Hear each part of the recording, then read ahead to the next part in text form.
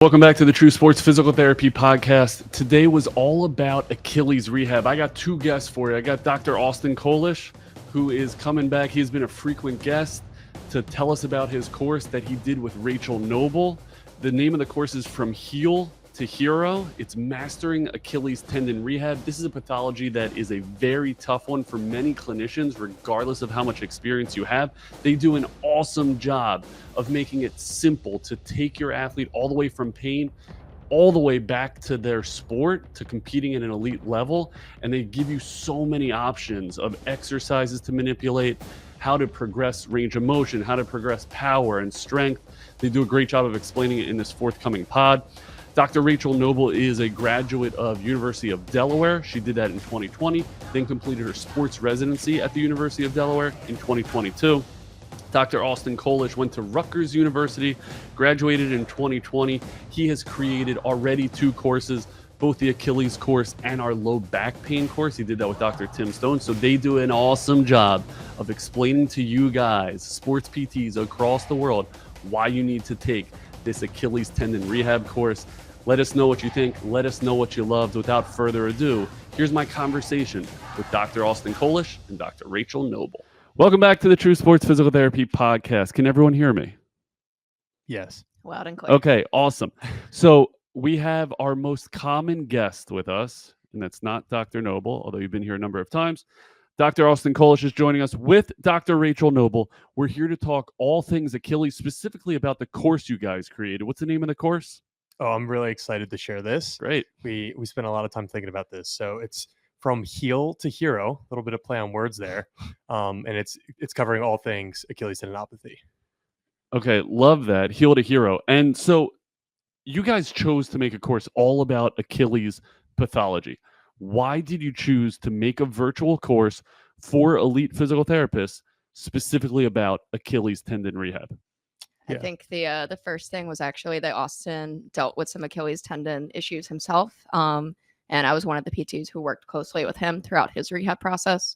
And we both learned a lot from it, both like patient side, clinician side of things. And I think we just wanted to share what we learned from that and where some of the gaps we had along the way were and how we could help someone else. Yeah, it was a really interesting experience to one from the patient side. Like, it's not often us as physical therapists get to actually walk in the shoes of our patients.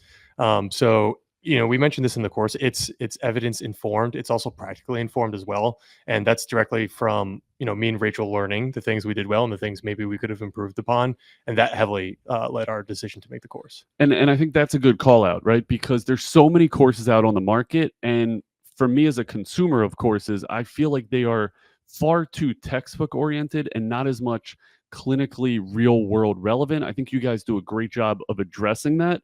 Why do you think there aren't more Achilles focused con eds out there? I feel like ACL courses, knee courses are a dime a dozen.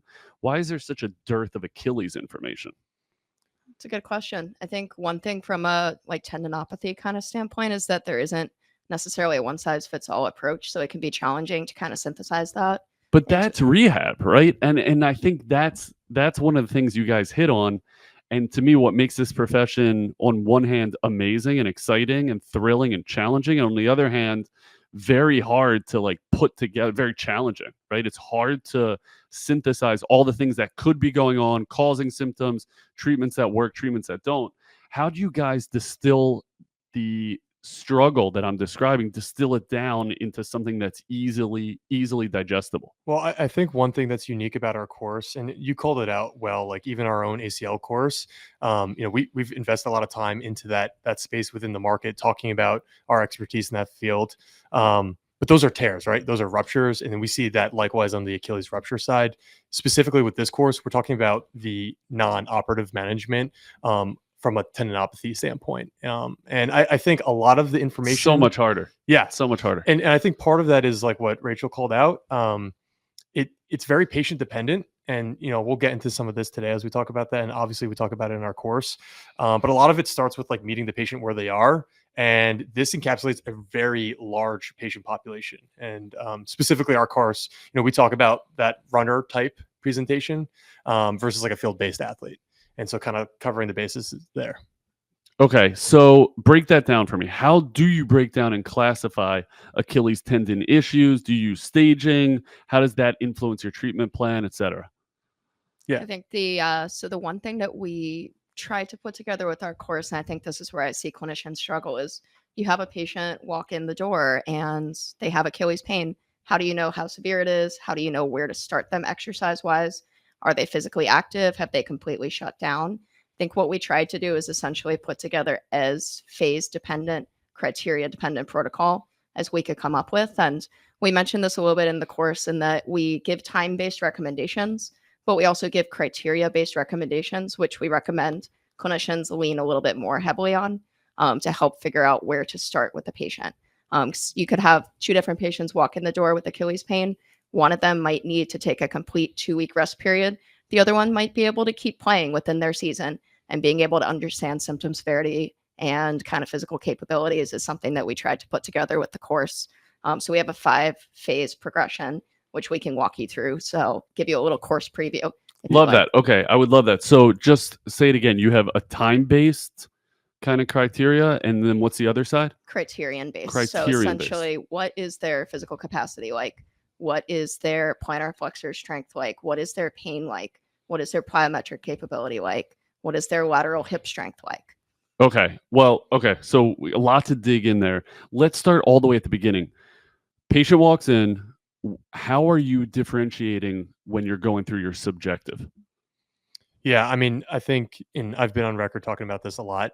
I think the subjective interview during an initial evaluation is probably one of the most important touch points that you get with a patient. You get a really good idea of what their daily activities are, what their goals are, and really that's going to inform a lot of your decision making as a clinician as we progress through this. And just to back up a little bit, me and Rachel spent a good bit of time, a lot of hours spent in a couple coffee shops, kind of, um, you know, uh, delegating over how we were going to approach um, creating criteria and a rehab protocol around the management of Achilles tendinopathy. And really, what we wanted to do is create this umbrella that can gather all these different types of athletes and patients and make sure that we have a system where you can put somebody through and place them appropriately, again, using that criterion and time based approach to that. And so that's really where we start with the course. I love it specifically for this pathology because it can be so challenging. You don't know where the patient is. So I'm excited to hear about how you place them along that continuum. So we'll get into that. But also, when we're just talking like nuts and bolts about what makes our profession awesome and what separates the great ones from the not so great ones, clinician wise, it's that subjective, and it's creating buy-in from the patient. It's creating some semblance of a prognosis and a path forward for the therapist.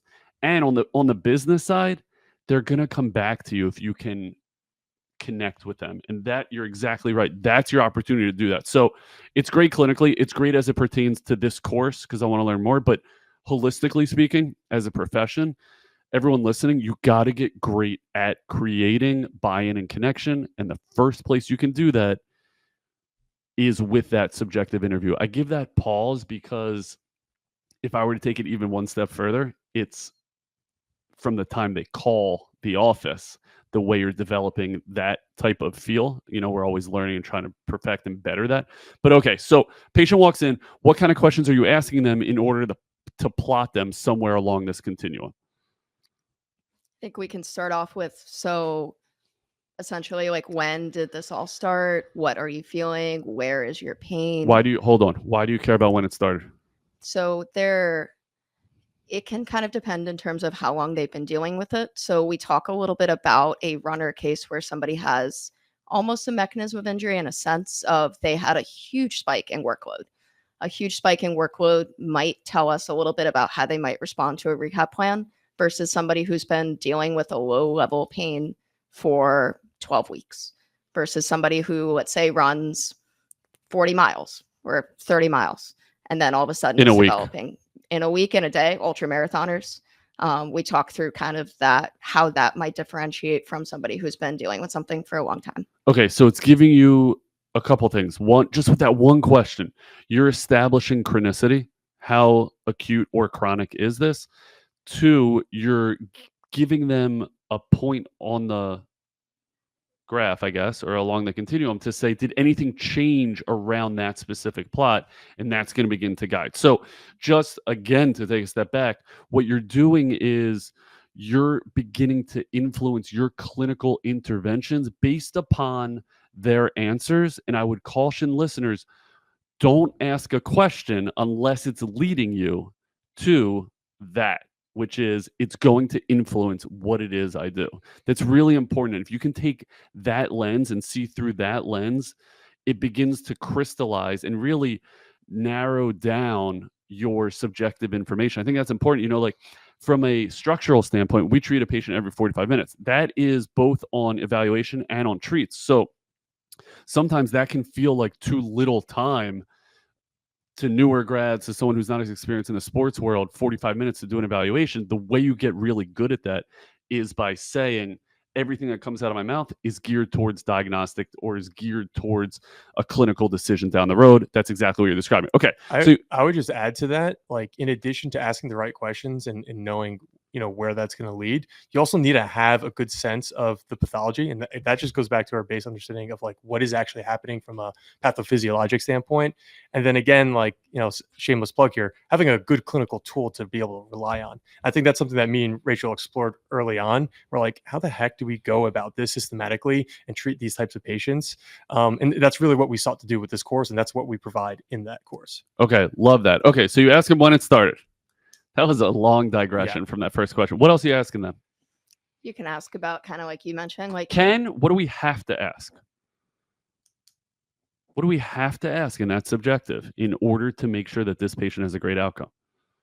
what the goals are long term. Okay. Goals long term. Why does that matter? Matters because that's going to dictate how we start day one. Like, what is our end goal? Yep. When do they need to be there? What do they want to get back to? Yeah, great answer. And I'm pushing you a little bit just because I really want to distill it down to what do we have to do in order to get a great outcome. That's a great answer as to why we would ask where they want to go. It's going to clearly color what we do with them. Anything else? There's plenty else. What else do you have to ask? Rachel called it out like a volume mismanagement. I think it's really important when we consider these pathologies. Oftentimes, this tendinopathy type pain, inflammation, irritation is going to come about from a mismanagement of volume. And that can look very different depending on who the patient is, right? So that could be an increase in workload. That could be an increase in weight for the patient, right? Intensity. Intensity. Yeah. And there's a lot of different ways that we can measure that. So again, I've been on record saying this, like it's worthwhile to spend the time, get to know who is your patient, what activities or athletics are they participating in, what is their position, what is their job from a sports performance standpoint, from a day-to-day occupation standpoint. All these things are going to help you lead to making the decision of where you're going to start with this patient. That said, I think we definitely recommend for most people who are coming in to PT in this outpatient type setting, a lot of the times people are coming to see us after there's already been an onset of swelling, pain, and it is a full-blown tendinopathy. For that reason, you know, we push hard to put most people into that phase one, or what we call that activity modification or shutdown phase. And so again, we can get into some of the specifics of which KPIs we're looking for. But from a timeline standpoint, that's the first 2 weeks. And me and Rachel felt pretty confident saying that across the board, if someone's coming to you in an outpatient clinic with Achilles pain and you've gone through your special test and differential and you feel pretty confident that that is what it is, we definitely recommend that shutdown type phase to start. Okay. What does that shutdown phase look like? What does that mean? Shutdown means a lot of different things. Yeah. So likely that's going to be pulling back in volume of whatever their main activity is. So if it's a runner, it's going to be running. If it's a field-based athlete, it's going to be participating in that sport. And really our point of emphasis there is that we got to allow some time from a physiologic standpoint of just like letting that tendon cool down. And, you know, in the course, we go through some different examples. You know, Rachel called out, maybe it's an ultra marathoner who's prepping for a really intensive long run or a race. And then that's a huge spike in volume. This can also be our high school lacrosse player who has just come off the spring season. And we see this oftentimes in Maryland. Now they're right into the club circuit and they're playing games, 5-6 games every weekend. And we've definitely seen this and we've treated that here as well. Yeah. Okay. And so when you say shutdown, what kind of other options are you giving them to scratch their movement itch? So one thing that we talk about is limiting pain in the tendon to less than 4 with any sort of like weight room type activity. So that actually leaves the door pretty open. If someone has an Achilles tendinopathy, they are probably going to be aggravated with running and jumping and kind of loaded dorsiflexion type positions. So if we can find ways to keep them strength training, likely addressing things that might have been weak links all along, that's actually going to help scratch the itch a ton. I also get a lot of young athletes who want to feel like they're breaking a sweat. Like they're like, I can't run. I feel like I'm not working out. I'm losing my cardio.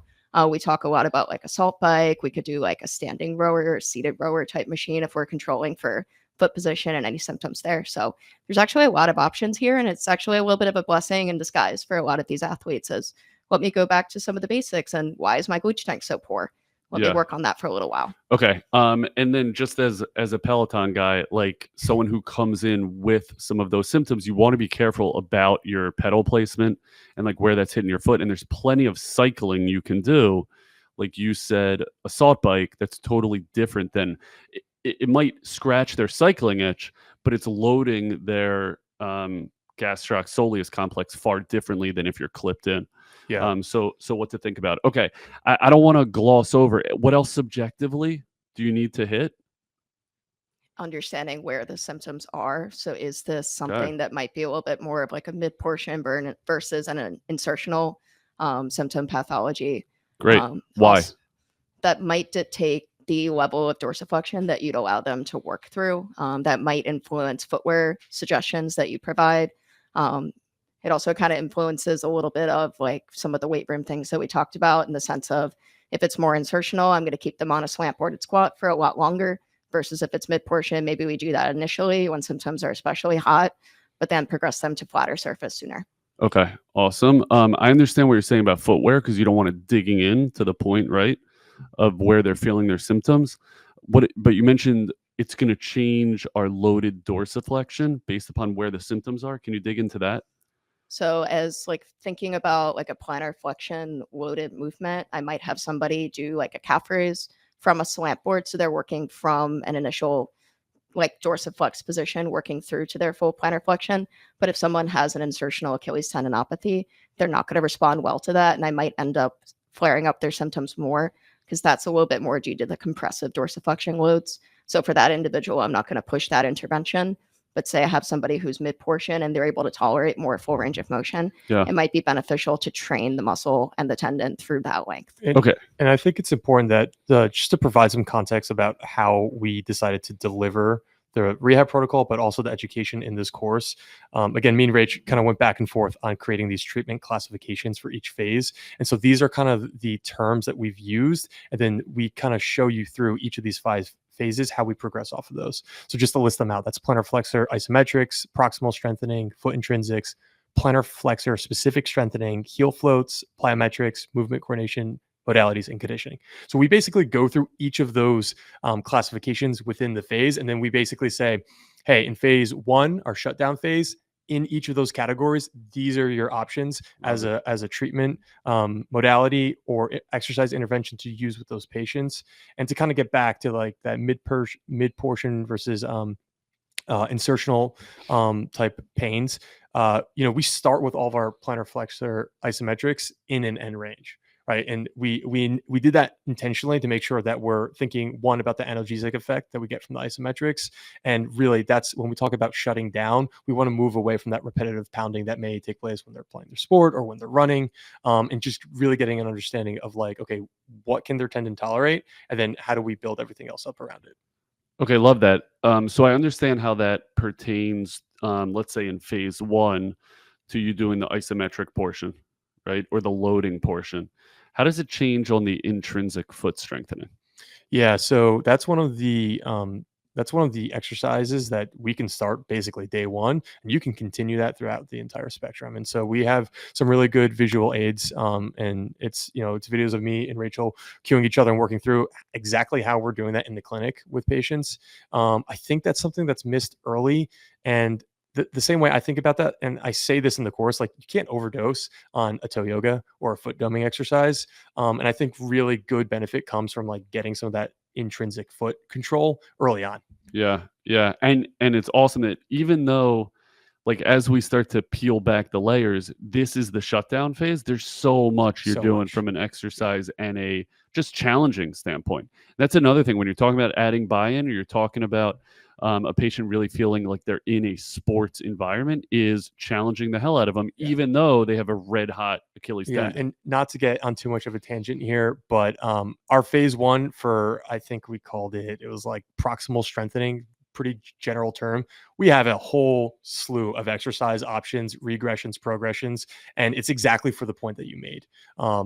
Our mindset as sports PTs here at True Sports is we can get a lot done, even though we are technically in that shutdown phase. Yeah. And there's a lot of credibility in doing that. And honestly, that should be part of your assessment. If somebody comes in and they have a lateral hip weakness and an Achilles tendinopathy, that's giving you really good clinical information. And we got to think above the just the affected area. Yeah, above and below, Yep. like you were saying with the intrinsics. Yep. So I think that makes a lot of sense. Okay, so that gives me a little bit of an idea of subjective. Anything else you guys wanted to hit on subjective that are musts? Maybe like mistakes that therapists make during a subjective? I think the biggest mistake is just not spending enough time on it. Like Okay. you got to get a really good sense. Like, does this athlete have an extensive training age, or have they never been in a weight room before? Is this athlete playing, as we mentioned that lacrosse example, are they playing for their high school and 5 other clubs? Are they a multi-sport athlete? Does this distance runner do any type of resistance training? Yeah. These are all things you can pull out. That's going to help color your decision making, specifically when you're programming to rehab an Achilles tendinopathy. Yeah. I think another good subjective point is always to ask like where they've been before, whether it's physical therapy, whether it's seeing their athletic trainer, whether it's, oh, I tried icing it, like understand what they've tried already, and then make sure whatever you're offering is something new and different. And I think that helps a ton with the buy-in as well. Yeah. Okay. Awesome. As you start to progress along your different phases in the criterion-based approach, what are you looking for to get them out of phase one towards a phase two?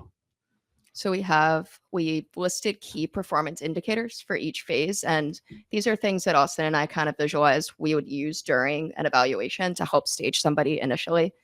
So our phase one exit KPIs we can share here are less than 4 out of 10 pain with a single leg calf raise. I think that gives you a good indicator of if they're able to do that movement with less than 4 out of 10 pain. We can try adding a little bit of resistance to it, which is the title of our phase two, is actually initiation of heavy plantar flexor loading. So now we're getting into kind of the bread and butter of the rehab. Why do you guys choose heavy there? Because you're not going to start heavy, right? They're going to start with heavy at the time and Right. progress to Which heavy. could be body minimal. weight, and Yeah. we could progress up from there. But this is a 3 to 6 week period okay. during which we anticipate symptoms will be coming down and up to the point that the tendon does need heavy load. So I think that's also an indicator to PTs like, hey, this is a mistake you might be making, is that 25-pound dumbbell in one hand is definitely not enough to load that tendon heavy. Yeah, Mhm. Rachel definitely had to pull me back from a couple of soapboxes while we were recording. But I mean, really, this is one. And I'm sure you've seen this, Yoni. Like, there's a number of therapists out there who maybe someone has been dealing with Achilles tendinopathy for a long time, and all they've done is a body weight calf raise. That's just not good enough. Mhm. And so that's specifically, and I like that you called it out. We use that word heavy because, yeah, maybe in the first week or two, they're starting with body weight. We got to be able to progress into more load. Okay. Awesome. What else are you looking to, in order to get them to phase two? They need to do what else? We're also looking for a single leg calf raise isometric held for 45 seconds, 5 times, which gives us a good indicator of what their plantar flexor work capacity is like. We're also adding in side plank with hip abduction for 10 repetitions. So that's one thing Austin mentioned. Just if somebody has weakness proximally, that's probably contributing to an overload distally. So that's just one example of something we called out. This could be, you could add in any additional things to this. This is just kind of like a starting point for a lot of PTs. Yeah, and just sorry to cut you off there. Okay. I mean, we talked about potentially adding in limb symmetry index in this. This is the fine balance that we as sports physios have to walk across. Is like, okay, do we just test everything, or do we draw a line in the sand and say, hey, for this potential pathology, this is what we got to focus on and work on from there. Take zero equipment as well. Yeah. So I think a lot of times PTs will be intimidated by, oh, I don't have a way to measure limb symmetry. Well, you don't need anything for this, and it's pretty dang challenging. Yeah. Okay. So I got a question that applies to both of the things you mentioned, which is what makes a good rep. So let's start with something really simple. What is a good body weight single leg heel raise? Yeah, I love that you asked that because we actually have an entire video talking about that, and we talk about clinically the tools that we use. I think in the case you use the Goni to kind of measure heel height, and we use this cue multiple times throughout the course, keeping the big toe down and getting full terminal knee extension. That's another really good clinical pearl that we see that missed often. You know, people will rip through calf raises, Yeah. but they have a flex knee and they're kind of just like bouncing in and out of that position. We do spend some time to talk about like making sure that when you're okay, hey, I'm going to phase you and see where you fall in these KPIs, making sure that they're done correctly. Yeah. Okay. So big toes got to stay down. Knees got to stay terminally extended. You're looking at heel height to what? Make sure they stay up there. Yeah, and comparing that to the contralateral side. Okay. Okay. Love that. I think that makes a lot of sense. Maybe I'm getting in the weeds here. What do you want to see transpiring at their foot, or what don't you want to see transpiring at their foot when they're doing a heel raise? I think you should expect to see a degree of calcaneal inversion at Okay. end range to show they've kind of hit that full lockout position. Yeah. Also shows that they're engaging foot intrinsics versus maintaining like a full kind of like neutral arch throughout. I also think it's important to watch more proximally. So are they leaning forward and thereby offloading the plantar flexors, or are they able to stay like nice and vertical throughout? Sometimes I'll have people stand in front of the wall and just put their fingertips on the wall, not pushing in, but just enough for stability. And it gives them the cue to bring their head kind of straight vertically. Or you could do the opposite, which is you could lock their arm out, right? So that, and with their fist on the wall so that they cannot lean into it and you know they're just going vertically. Yeah. You want to fix the trunk position right, for sure. Right, to make sure. Okay, and then what about toe grab? Do we care about that? We do care. Okay, tell me why you care and how you cue them around that. That's tricky to cue around it. I do think that the toe grip probably tells you about like foot intrinsic weakness, and maybe it's a compensatory strategy of almost over gripping with intrinsics and not utilizing full plantar flexor muscle group. Cueing wise, I played with trying to keep a little bit of a splay. Maybe you utilize your toe yoga and your foot intrinsics as a little warm up before the calf raises. Yeah, I definitely see that occur more in the early phases of a post-op Achilles rupture repair. And I think that's for all the reasons you just listed. That doesn't mean that can't happen with these patients, but it's definitely something we want to look for. Yeah. Okay, and then so same question for your side plank. Mm-hmm. What makes a good side plank? Yeah, we talk about this. Just finding basically you want to have level hips, and then I think the biggest fault we'll see is people will rotate either forward or back with that top leg once they're in that side plank. Yeah, yeah. I think they start leaving the frontal plane, Mm-hmm. right? And so sometimes it's like a pike where they'll like shorten the moment arm, right? But also that rotation that you mentioned. You said you're looking for. What are you looking for there? How long? How long? Looking for 10 repetitions of a side plank with hip abduction. Yeah. Okay. And what, they're going up and down? Mm-hmm. Okay. 10 reps. Maybe also like thinking about hip height there. Yeah. Right. And like measuring to make sure they return to, they're not fatiguing out. Okay. Are those all of your KPIs to get into phase 2? I think the last one. Go for it. Yeah, sorry. The last one is just no increase in swelling or pain post activity. And that comes again, we talked about the subjective. Every time you see that patient for a session, you have an opportunity to gather a new subjective. And that's really important information to make sure that, we're really confident with our decision to push somebody through to the next phase of rehab. And I think one of the biggest misses we see with maybe newer clinicians or clinicians who haven't had as much experience is this like antsiness to like push through this process and just move through and like, okay, well, that looked good enough. Let's progress you. This is a recurrent KPI that we have throughout the entire rehab protocol. You can't have an increase in pain or swelling because if you're seeing that means their tissue is not ready to be progressed. Yeah.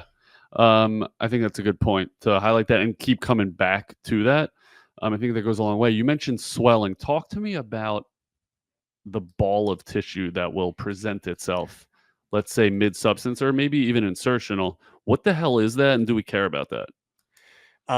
Yeah, as someone who has one of those, I think we care about it. That gives you an idea. That is it going away? Well, I can speak firsthand. It's not. So, it's not going away.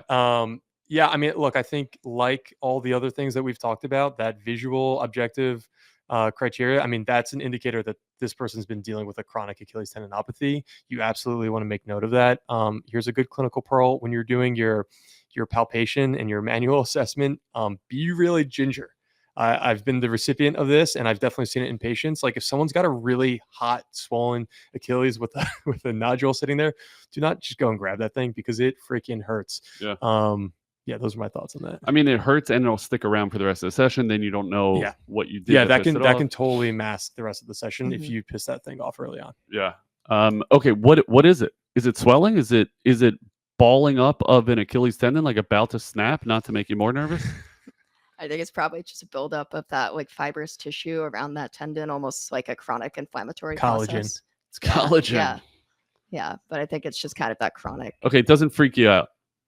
I mean, it freaks Austin out. Doesn't freak you out, Knobel? I think it's a good clinical indicator that somebody has Achilles tendinopathy. Yeah, I think It's a looks clinical little freaky, but finding. It's a clinical finding. It's a clinical finding. It Indeed. doesn't tell you you're going to snap it. I don't know what the evidence says on that. It's not a personally. partial tear. No. Okay. We'll go with that. You're the expert. Okay, so let's keep moving along our phases. Phase 2, heavy loading phase. Yep. Are we ready to go to 3? Yeah, I would just call it a couple things. So it's the initiation of heavy plantar flexor loading. Get it right, Yoni? Come on. Okay, that's 2. That's phase Okay. 2. I think, correct me if I'm wrong here, Rach, this might be our longest phase. And I think that was done intentionally for the exact reasons that you mentioned, right? Like we're going to start with a lot of these things being body weight. And then we talk about this like, well, one, this is true for all of our stages. They don't need to be as long as we suggest. They can certainly be longer if We're short. or That's shorter. short. Yeah, if the patient can progress through it. I think this phase is probably one of the most important because this is when we really start to introduce some of those concepts like an overcoming isometric, loaded isotonic movements. And I know from my end with my patients, this is where I spend a lot of my time, especially with patients who've had chronic Achilles tendinopathy without success in the past. This is usually the phase that's missed the most. And that's really truly understanding that like, okay, I can grab a heavy object and move it and load it through the tendon. And, you know, we emphasize that a bit in the course. I think we demonstrate a seated knee flexed calf raise, and Rachel Knobel, who's a whopping 5'2", something like that. I mean, she's, 100+ pound dumbbell, and she's moving through like calf raises with that. Mm-hmm. So yeah, I mean, I think it's a really important piece of this. Okay. You're raising a good point that I want to hit on, because in order to get from 1 to 2, we talked about heel raise, single leg heel raise. We talked about side plank, right? We talked about pain levels. We didn't talk about soleus. We didn't talk about anything with a bent knee. Yeah, I mean, we have that as progression. So in phase 1, when we introduce our isometrics, they're both knee extended and knee flexed. So Okay. we're hitting that on both sides. Okay. Yep. So when you talk about being able to hold 5 reps of 45 seconds, that's both knee straight and knee bent. I think for our KPI, that's knee extended, because I think that's a little bit tougher of a position. But we definitely advocate for and have that as part of our rehab protocol, the knee flex position. Okay. As well. Okay. Awesome. Okay. What are we calling 3? 3 is actually initiation of plyometrics and Whoa. running. That's exciting. So it is very exciting. And another thing in phase 2 is getting them ready for that. Yeah. Okay. So one thing that we have in conditioning is actually encouraging a flat ground walking program to build up a little bit of Achilles load tolerance to just repetitive ground contact. Sound like a Delaware grad. Maybe. Okay. Maybe. Suspicious. Yeah. Okay. So they're doing the walking. That's prepping them for plyometrics. Maybe return to run. What else? What else is prepping them for that? Like, when do you put in skipping? When do you put on snap downs? Yeah, it's exactly in phase 3. Okay. So when we talk about the initiation of plyometrics, we do have, and we kind of go over the controversy of the term pre-plyometric, but that's exactly when we would introduce that.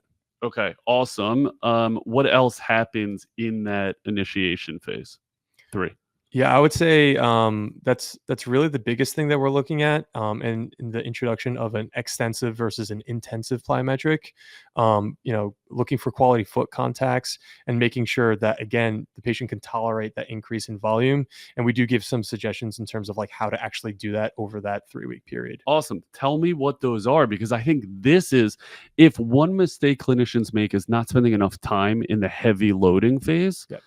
Another mistake they make is dipping their toe in the water of plyometrics and how to properly do that. So give me some pearls there. I think one thing we talk about with the plyos is actually just quality of the foot contacts with the ground. So we talk about trying to kind of create more of a stiff ankle and a flat foot at contact versus plantar flexed foot. And I think that's something that's glossed over. A lot of people just kind of go through the motions on it, but not take the time to actually educate on how to hit the ground with good quality. Why is that so important? It's a better way to kind of disperse the load through the tendon. It'll also actually be much more effective in terms of getting jump height and minimize ground contact times. Okay, so they're hitting the ground flat. Ball of the foot contact, stiff ankle, and then there's a little bit of a rebound effect off of the ground there. Okay, that's super interesting to me because I'm thinking about overuse injuries. And if you're just doing pogos from a severe plantar flex position, I mean, that's the definition of overuse. You're never going to get to an extended position. Then you're going to go out onto the field. All of a sudden, you're dorsiflexing, plantar flexing, dorsiflexing, as opposed to if you're doing drills just in plantar flexion, you're dead. So you're training that ankle complex for a return to field. Yeah, or sport. and a lot of that's built off of the isometrics that we do. We continue to implement isometrics throughout the entirety of the rehab protocol. And I think like a good way to think about this is I think in phase 2, we introduced like different heel height positions for our ISOs. That's exactly what's happening to the foot as you move through a plyometric, obviously at a much faster rate. So being able to own it with load isometrically allows you to move through it isotonically and then allows us to move through it quickly. Yeah. Okay. Love that. What else shows up in that phase?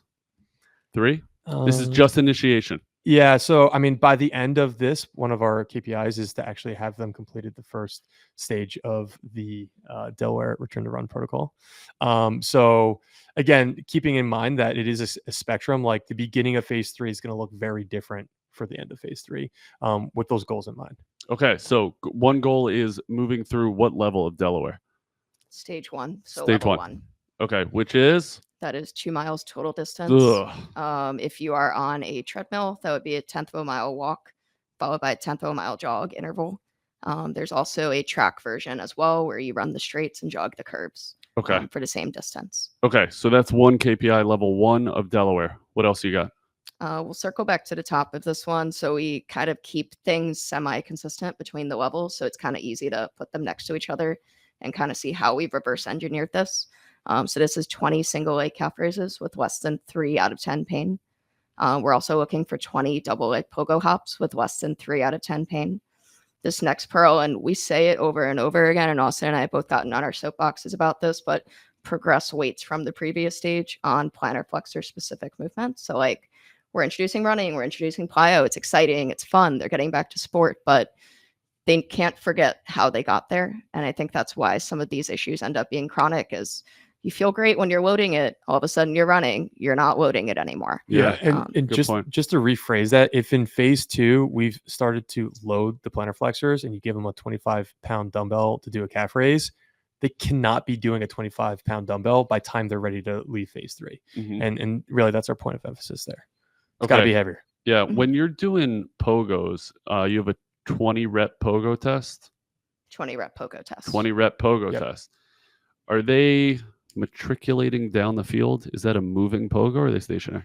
We did this one as stationary. And again, with the KPIs, we were just looking to give clinicians a starting point. It's not an ending point by any means. Within session, you're probably having them move up and down the turf. And that's one of the videos within our courses, a demonstration of how we might do this within session.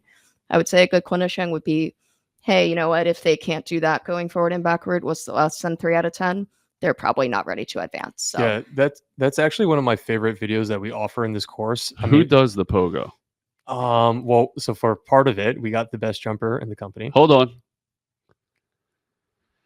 Zach Adams. Yep. Okay. 100%. What's the pause for dramatic effect? What actually was. I'm trying to think. Who else would be on there? I don't know if I want to be on record with this conversation, but yes, Zach Adams demonstrates our pogos.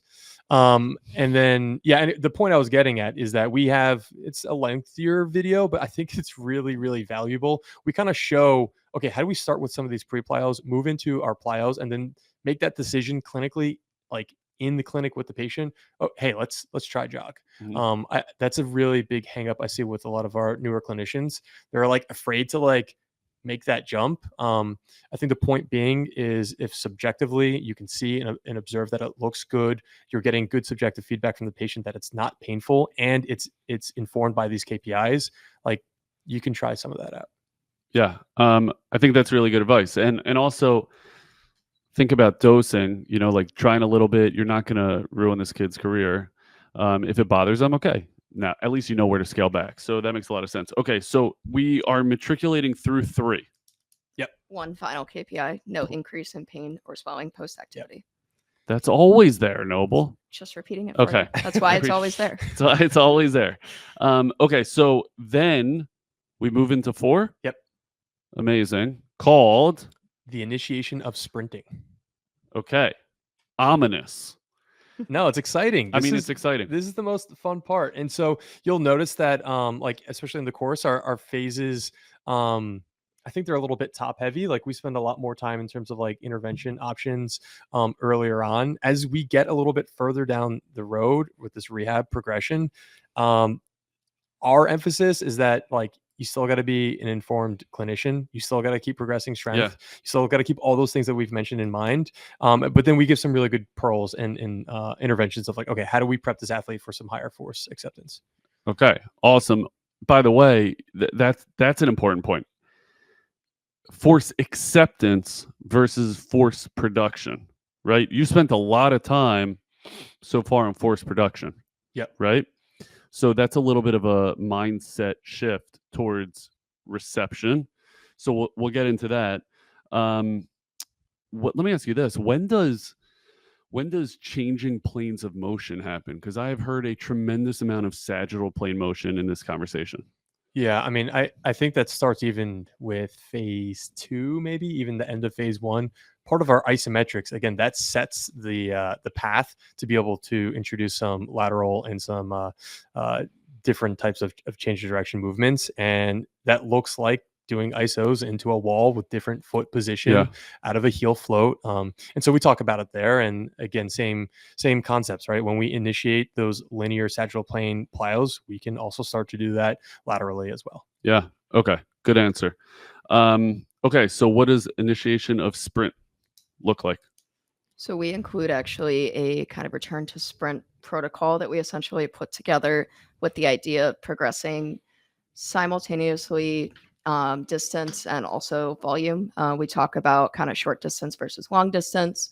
We talk about intensity of the sprint. So what percent intensity are they working at? How challenging it is to look at an athlete and be like, was that 70% intensity without having something like speed gates where you can actually time and be very, very systematic with it. So we provide that as a nice kind of starting point for introducing that. This phase is also... What do you do with that? RPE? You can do RPE.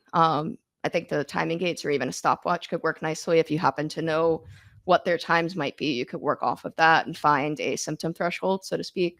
Maybe you know that X speed is comfortable. Maybe you try to gradually push them through that. I think it can be very dependent person to person. And that's something that, both me and Rachel struggled to find as we were working with our own patients and progressing them back and prepping them for sport. And that's, really, Rachel said it, we built that. We kind of spent a couple afternoons going through the research and saying, okay, well, what's practical? What's applicable, right? Without having all that tech. And so, yeah, I'm really excited to be able to share that as a part of this course. We have a lot of clinical tools in here. Like I haven't seen that very often, like a return to sprinting program. Yeah. This sounds a lot like Derek Hansen's 10x10, right? And I encourage everyone to kind of go back and listen to my conversation with Hansen. It is so rudimentary. And I don't mean that as a knock to Hansen. It's like that's fabulous because it can be used so many different ways. Gives you, if you start really slow at a very low RPE, it just gives you a baseline, and you can keep working up. And it's not a tremendous. It's a lot of volume because it's 10x10, but it's not individual long bouts, which is a fabulous way to begin to build up. And then you can play with rest breaks, right? And how long do you give them in between, et cetera. Both each individual 10 yards and in between chunks of 10x10s. So you don't need amazing tech for this. You don't even need gates. You just need a stopwatch. Yep. So that's awesome. Okay, what else shows up in 4? I think 4 is kind of almost reverse engineering 5 in a way. So we're getting very close to that like return to sport phase. So we know sports don't happen in the sagittal plane. So that's why we've included not only sprinting, but curvilinear sprinting, basic acceleration, deceleration patterns. You mentioned force acceptance. Can they go from acceleration to decel, accept that force and redirect into change of direction progressions as well? Okay, so now this starts to sound a lot like ACL stuff or knee stuff, which is great because everyone's got to get back to something, right? So can you just refresh our memories on what's your first step into deceleration? I think it's, and correct me if I'm wrong, I think it was like some type of like falling into a lunge type step. And that would look very reminiscent of a ACL type progression. Thinking back even through my own rehab and working with athletes who fall in this phase 4 of prepping for return to sport and initiation of sprinting, we have some really good interventions where we kind of show you different ways to grade the level of force, specifically when an athlete, I'm thinking like a defender in lacrosse, a safety in football, where you have to backpedal and then plant. You're forcing a ton of force into a dorsiflex position. These patients do not like those positions. And so we have a whole exercise library where we kind of like build off of that and show you different ways to build into that. Awesome. Okay, that's fabulous. And then so you're reverse engineering 5. 5 is return to sport. Yep. Okay. What else falls into 4? Anything? The only other thing I would add is just a lot of like sprint prep type drills, higher level intensive plyometrics. So your bounding, your single leg pogos, and different progressions like that. A lot of that, can be done on a track with your athlete. Yeah. Or on open turf space or right. 100%. Yeah.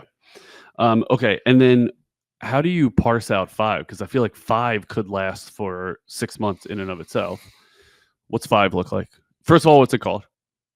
5 is called return to sport. Okay. Great. And what's that look like? First of all, how far out from beginning of symptoms are we? Yeah. So I think at the start of phase 5, we have it listed. It's week 13 to 16. And again, there's the asterisk there of like, it's going to be very dependent on your patient's symptoms, how they respond, how often they came in, for sure. Different things like that. Yeah. But I think one of the big lessons within 5 is, are we continuing to have a good tendon loading maintenance program throughout this process? And then how do we increase our workload systematically?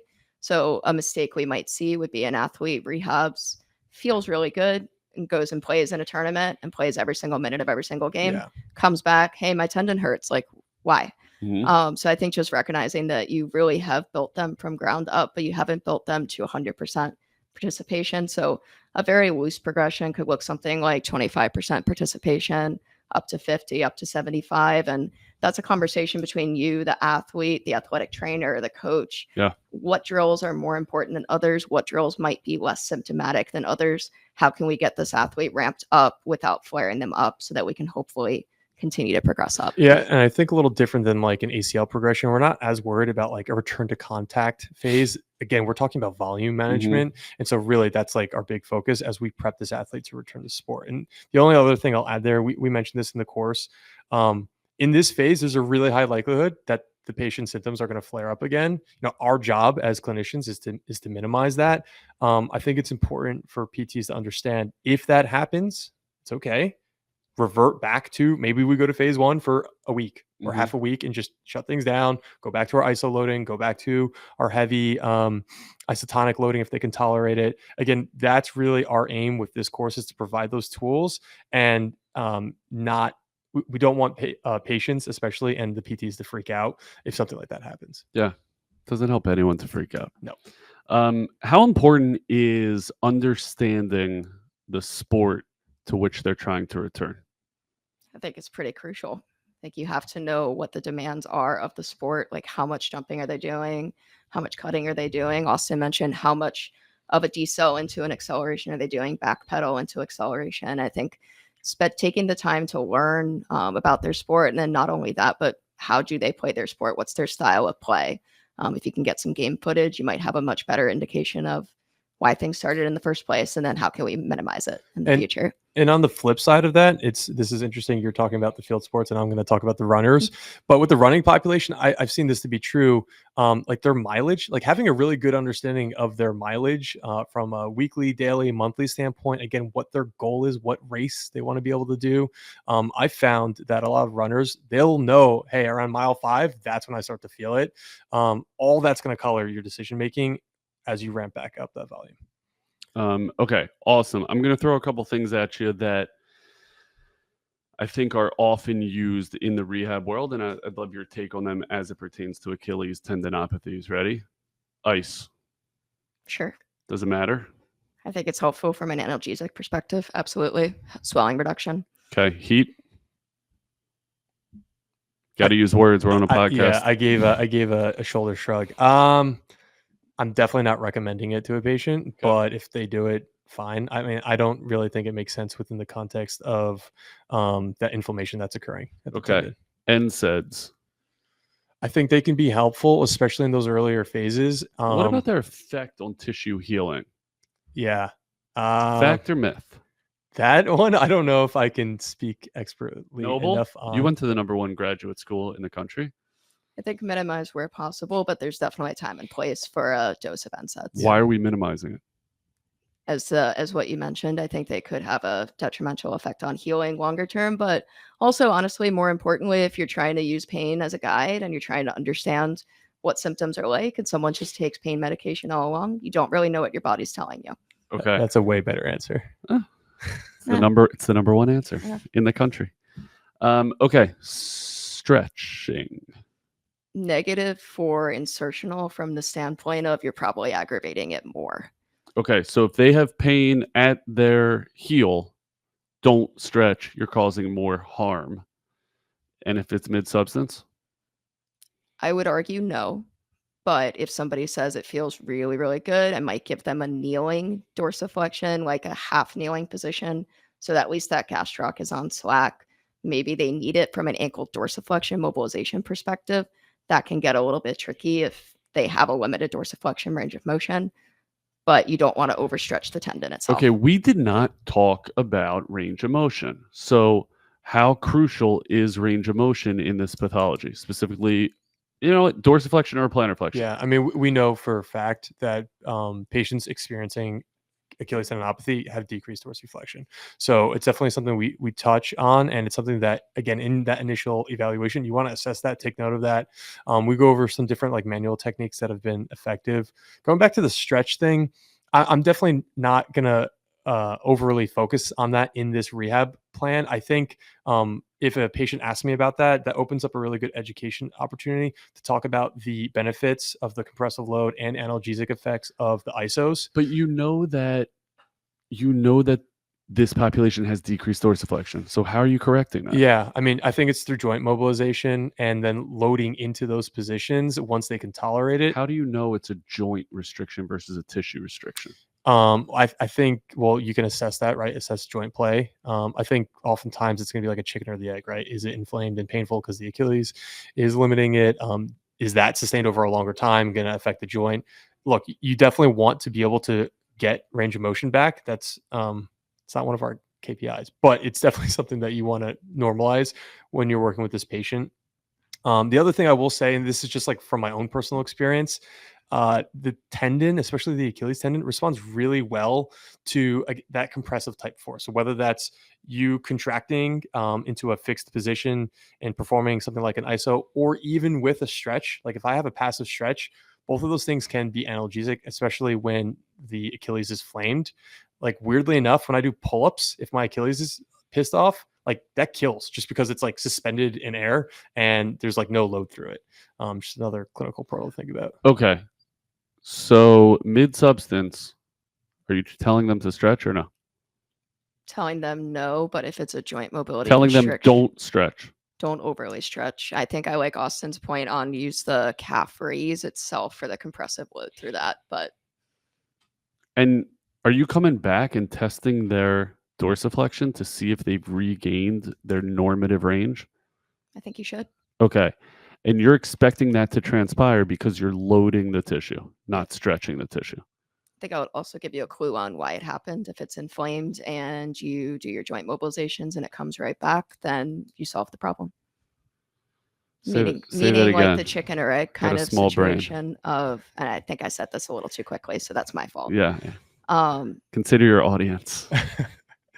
So I think that if you are saying the limited dorsiflexion in the acute hot phase is due to the inflammation and the Yeah. pain, Yep. and you fix the inflammation and the pain, maybe you work on joint mobility a little bit and then you recheck it, then that tells you that that limited dorsiflexion was more so maybe due to the symptoms at hand Okay. versus a pre-existing issue, as Austin mentioned, that maybe was a causative factor. Okay. So you're able to get tissue to calm down. They still have restricted dorsiflexion. Now you're going to stretch the F out of dorsiflexion. Yeah, I mean, I think the same is true for like hip mobility too, right? And we talked about that at the beginning of the conversation.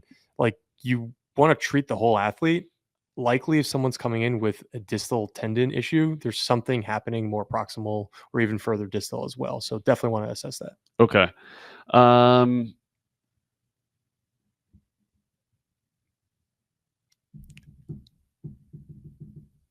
Heel lifts.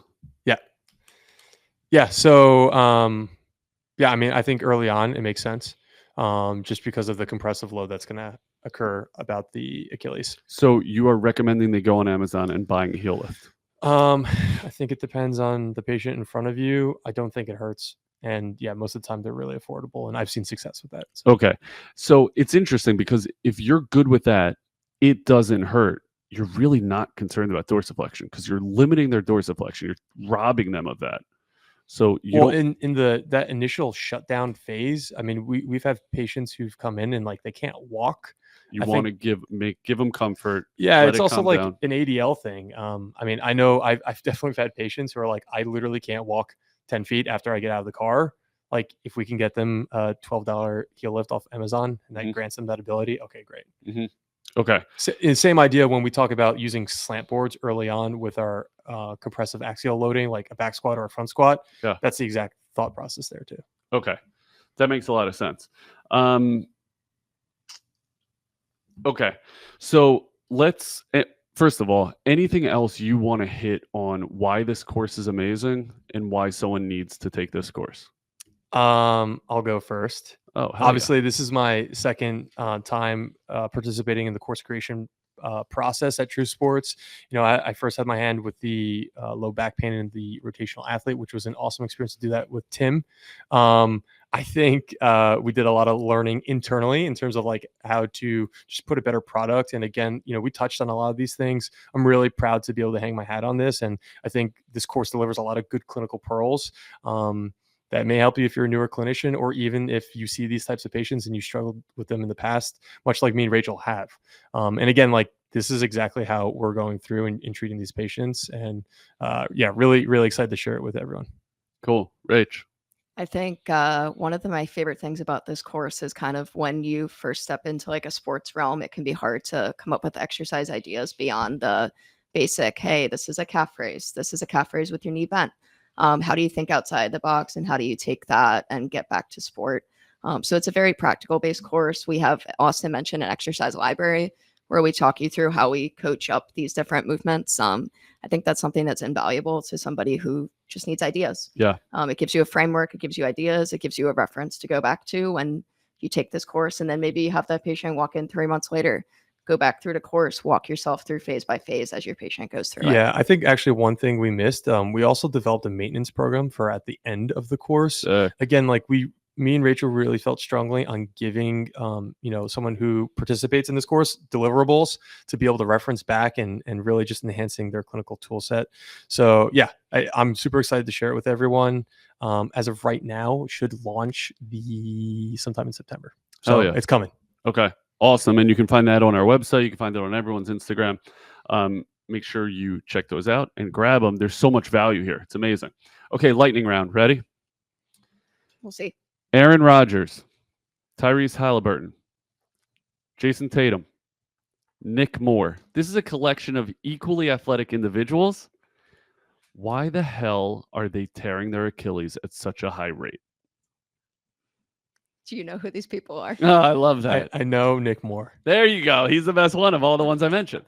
Okay, good answer. Why are professional athletes tearing their Achilles tendons at a far higher rate than ever before?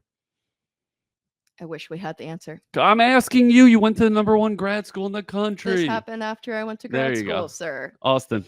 I think it's a multitude of factors. I know this has been like such a big social media topic. I don't know. I get this question a lot from like the ACL standpoint. Yep. I don't have a good answer. I think it's a multitude of a lot of different things compounded. Give me some of those. Load management. Yeah, I mean, I think load management is probably the biggest one. Even that's like a blanket term because it's like, okay, we all know that. But then still you have, again, a lot of these pro athletes playing how many games a week? Here's my pushback on load management. There's now a concept in the NBA of resting players prophylactically so they don't get hurt. I argue in the 70s, those dudes were playing more than they are now. So what do you mean load management? Were they as big? Were they as Great strong? question. Okay. Things No, like that. That's all part definitely of not. load. That's all part Definitely of not. load. Good point. I think that's true. What about, it's also, they are tearing a tendon that is so often ignored in the weight room. Yeah. I mean, think about the way you're taking these athletes all the way through a progression. That is rare to find that type of progression from a strength and conditioning model pre-injury, right? And to your point, they're using that tendon like crazy, especially in basketball, but also in football, especially with cleats and stuff like that. Maybe it needs to be better addressed in the weight room. So I think that's one thing. It's funny that I'm answering this question. I think maybe that's one thing. Another thing is, how much are they really assessing the mechanics above, below, and specifically addressing those deficits versus here's your lift. Oh, you're a point guard, here's your lift. You're a long snapper, here's your lift. I'd love to hear Dr. Yoni Rosenblatt's plan to decrease Achilles ruptures in pro sports. I mean, what are you doing? Are you taking them through force plates? What are you looking at? I think it's what I just said, which is assessing deficits and addressing deficits. And I like the idea of bucketing massive injuries. Like I do this a lot with baseball. Like everyone knows there's a very high likelihood you tear your UCL. What do we know that can affect the mechanics of the elbow through a pitching motion, and dissecting that? And what do you need in order to do that effectively? And what are you missing? Should be the same thing with Achilles. That would be my plan. But I would steal your course and say, how good are you at holding 5 reps, 45 seconds? Yeah. How does that compare? You're at a higher risk. Let's address that. I would also look at motion. What's your dorsiflexion look like?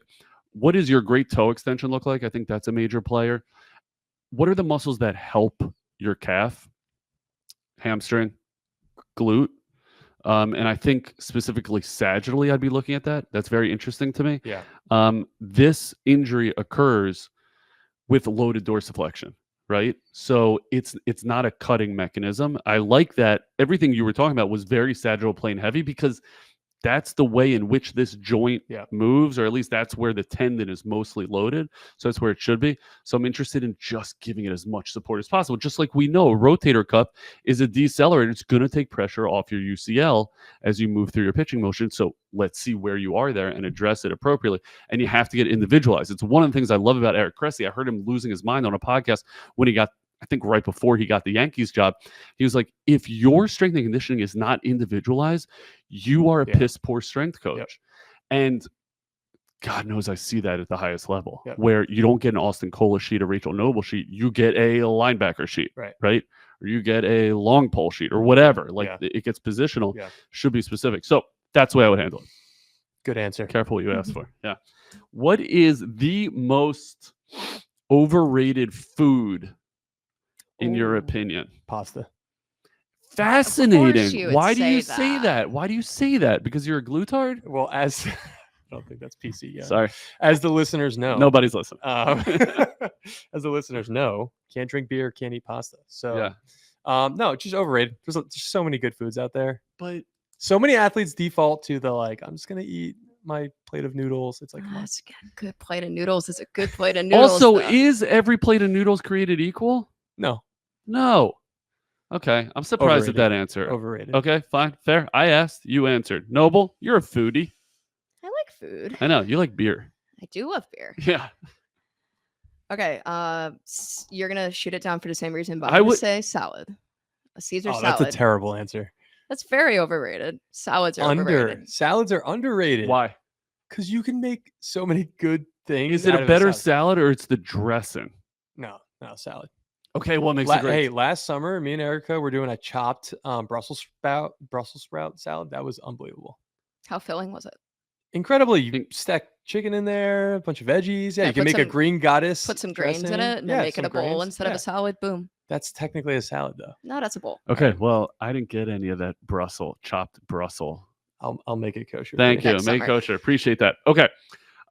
What have your additional leadership roles at True Sports taught you that has made you a better clinician or course creator? Because both of you have expanded roles here at True Sports. What have you learned? I can go first. So I guess I'm one of the clinical education coordinators at True Sports, which means I work closely with all the students that we have, and I am involved in our interview process with them. So I find out where their gaps are, what they want to get out of a rotation with us, and then I get feedback from CIs and students on what did they love about the rotation. And I think one of the most common things students come back with is they're like, I've gotten so much exposure, I've gotten so many ideas, I get to pick the brains of so many great clinicians every single day. So I think that's what we tried to do with this course is give you ideas, give you a toolkit. Students want black and white.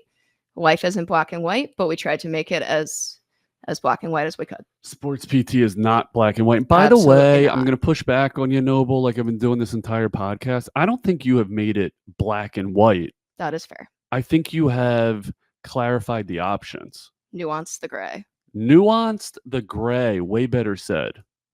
Yeah, I mean, I could definitely attest. So shout out to Rachel. She was awesome to work alongside on this course. And yeah, it's really clear your passion for education. It comes through and it jumps off the screen on this course for sure. From my end, so I serve as a regional director here at True Sports. Yeah, I think a lot of the carryover, the Venn diagram between my leadership role and working on this project is just a lot of the other qualities that are required of me. So time management and balancing the schedule, all the different hats I wear in the organization. But yeah, I think we did a pretty good job in terms of sitting down. Like I said, those coffee shop meetings of like just word vomiting on a sheet, and then kind of taking a really deep dive into the research, and then figuring out what we wanted to be able to deliver on. And yeah, just really proud of what we created. Sounds like an awesome product. I encourage everyone to download it. It is accredited wherever your state is for CEUs. So go spend your boss's money on this amazing course. It's going to make you a better clinician, maybe even a better human, but definitely a better clinician. Tell everyone where they can find you. Noble. I am Rachel Knobel.dpt. Okay. Spell Noble. I will spell Noble. Silent K. K-N-O, B as in boy, E-L. Okay. Awesome. And you can find me on Instagram at Lax Rehab, or you can email me austin@truesportspt.com. Hell yeah. How can we email Rachel Noble? I'm actually Rachel K at truesportspt.com, not the first Rachel in the company. Okay. But one of the most important, guys, thank you so much for joining me. Thanks for creating an awesome course, making me a better clinician. Really appreciate it. Everyone listening, thank you so much for downloading this episode, for listening to it. Go follow Austin. Go follow Noble. Get this course. It's coming out in a couple weeks, so look out for it. Really appreciate you guys listening. Let us know what you loved. Let us know what you hated. Bye-bye. Bye-bye.